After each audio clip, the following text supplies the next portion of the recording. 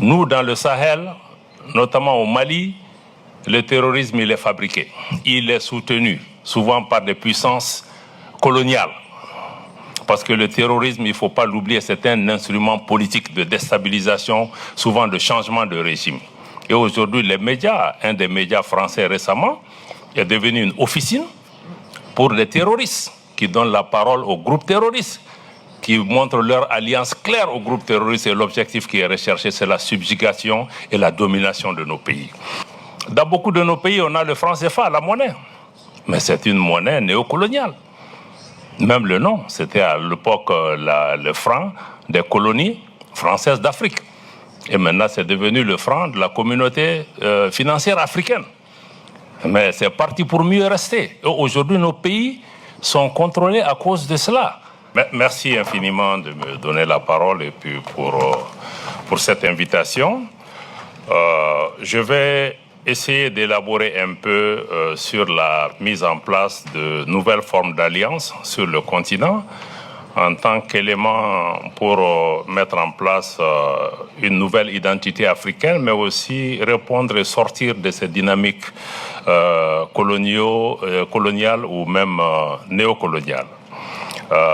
Je pense que le thème parle de vérité. Je vais commencer peut-être par deux vérités.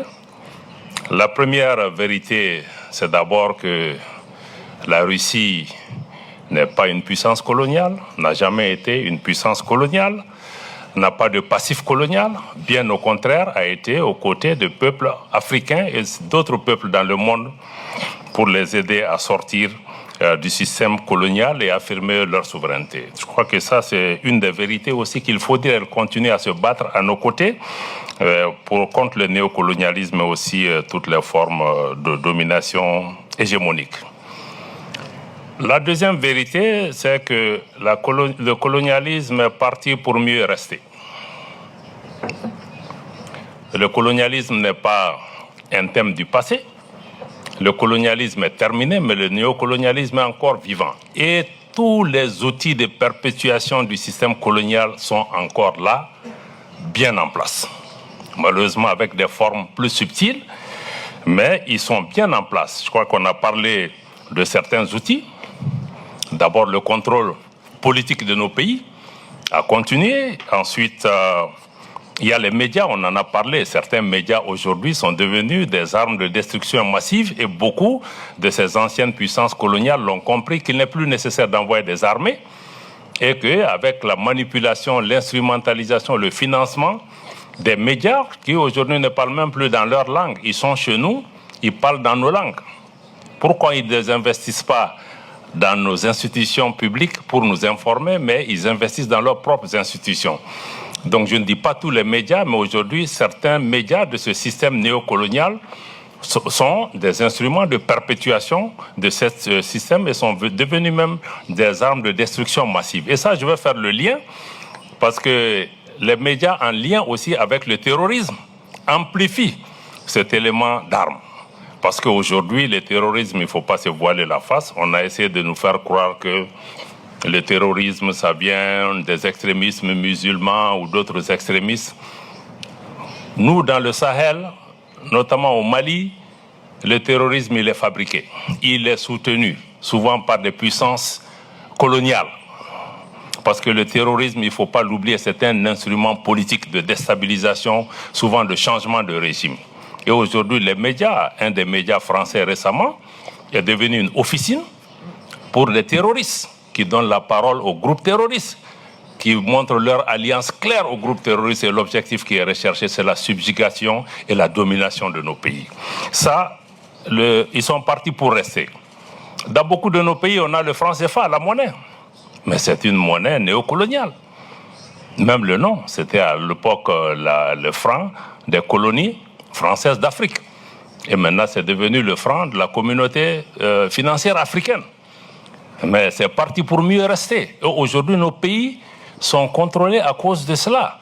Le Mali, par exemple, on a été sanctionné parce que nous appartenons à la Banque centrale des États de l'Afrique de l'Ouest, qui est notre banque régionale, qui est utilisée par des anciennes puissances pour punir nos populations. Donc le colonialisme n'est pas un sujet d'hier. C'est un sujet d'aujourd'hui, il est encore vivant. malheureusement. Moi, je vais juste essayer de reprendre maintenant 2 ou 3 outils de perpétuation de ce système colonial. D'abord, à travers les institutions internationales, en commençant par les Nations Unies, malheureusement.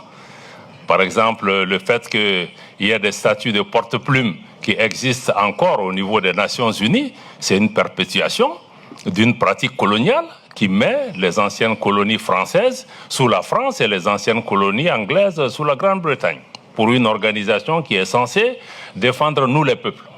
C'est vraiment une grande interrogation pour nos pays, et le Mali a dénoncé et a refusé ce système d'avoir un porte-plume parce que nous avons été à l'école, nous pouvons tenir notre plume nous-mêmes, nous avons une voix. Le Mali va désormais parler pour lui-même sur la scène internationale, nous n'avons pas besoin de porte-plume. Ça, c'est un. Le deuxième système de perpétuation aussi, je vous donne aussi, c'est même sur le système des sanctions qui existait au niveau des Nations Unies. Nous avons pris un exemple, le Mali avait un régime de sanctions au Mali pour l'application de l'accord de paix. Et c'était un des moyens qui étaient utilisés aussi pour nous assujettir. Quand le gouvernement et les populations maliennes ont demandé de lever ce régime de sanctions, malheureusement, ça n'a pas été fait. Seule la Russie a mis son veto. Malheureusement, nos frères africains qui sont assis au Conseil de sécurité ont voté dans le sens que l'ancienne puissance coloniale voulait. C'est une grande déception.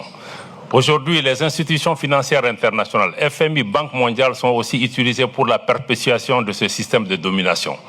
Aujourd'hui, la Banque mondiale, le fonds, refuse des financements au Mali à cause de nos choix politiques, parce qu'il y a d'autres puissances qui se cassent derrière pour essayer de nous subjuguer. Et plus près de nous, dans notre région, malheureusement, la CEDEAO, notre organisation régionale que nous avons quittée, est entre les mains de ces puissances pour atteindre les mêmes objectifs. Donc je pense que tout ça, c'est vraiment des sanctions ont été prises contre des pays comme le Mali, même contre le Niger. On a voulu organiser des interventions militaires pour faire plaisir à ces puissances. Maintenant, face à toute cette situation, nous avons pensé qu'il était important de sortir de cette dynamique et de proposer des alternatives nouvelles qui nous permettent de nous sortir de cette emprise coloniale, néocoloniale ou de domination. C'est pourquoi le Mali, le Burkina et le Niger avons décidé de mettre en place la Confédération des États du Sahel, qui se veut un modèle alternatif d'intégration, un modèle qui est contrôlé par un leadership proprement africain, dont le fonctionnement est assuré par nous-mêmes, à la limite des moyens dont nous disposons, pour pouvoir apporter notre réponse par rapport à ça, et faire en sorte que nous puissions affirmer notre souveraineté par nos propres moyens.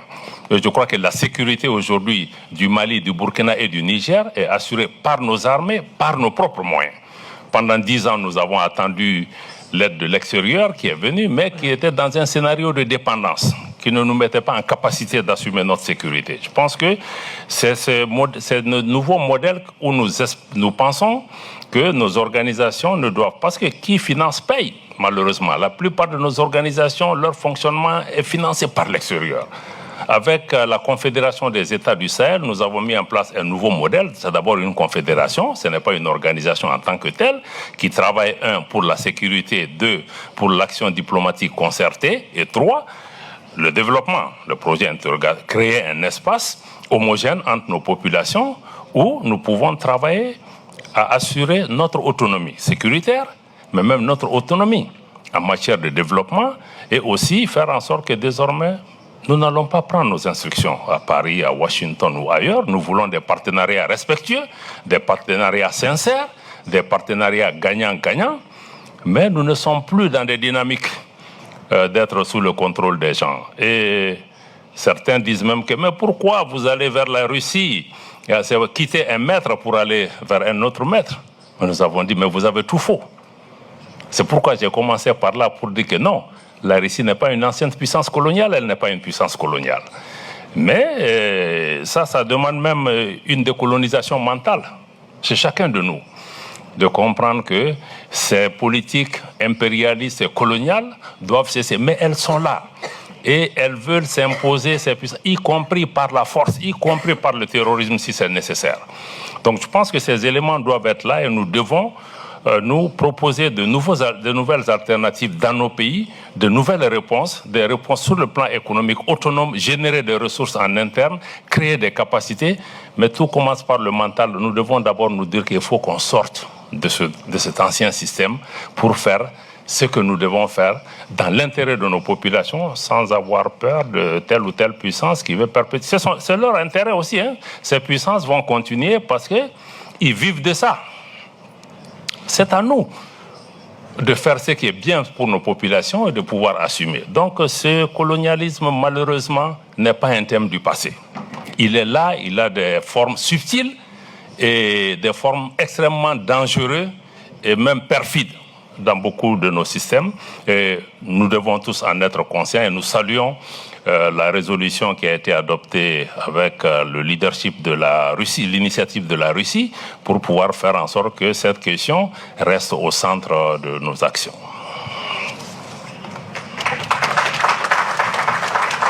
Спасибо, господин Диоп. Я думаю, что от всех нас, от всех присутствующих,